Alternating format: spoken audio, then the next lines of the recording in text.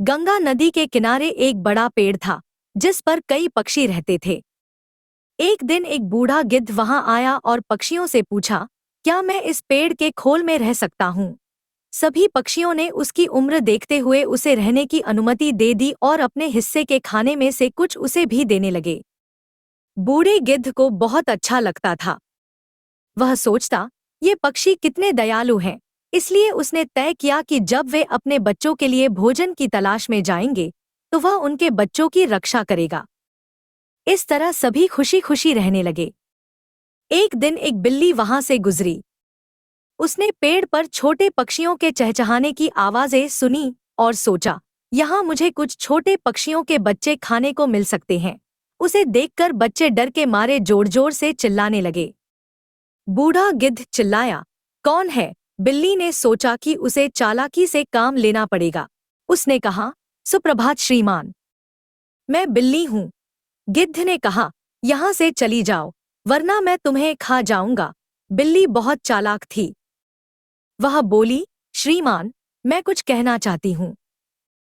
सुन ले, फिर चाहे तो मुझे खा लेना। गिद्ध ने सोचा, क्यों न उसकी बात सुन ली जाए। बिल्ली बोली, मैं गंगा नदी के तट पर रहती हूँ।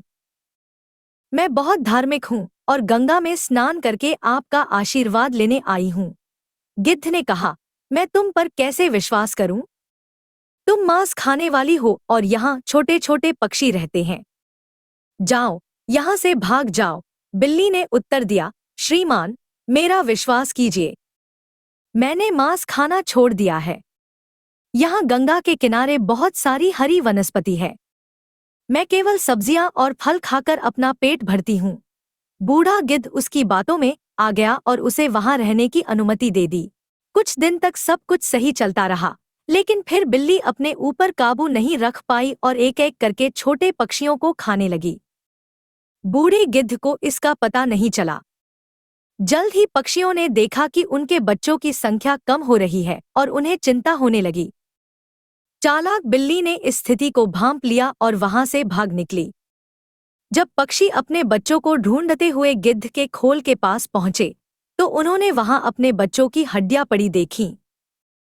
उन्होंने सोचा, इस बूढ़े गिद्ध ने ही हमारे बच्चों को मारा है। गुस्से में आकर सभी पक्षियों ने मिलकर बूढ़े गिद्ध को मार डाला।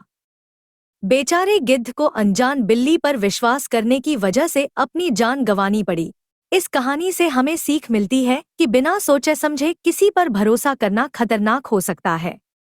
गलत व्यक्ति की मीठी बातों में आकर विश्वास करने से नुकसान उठाना पड़ सकता है।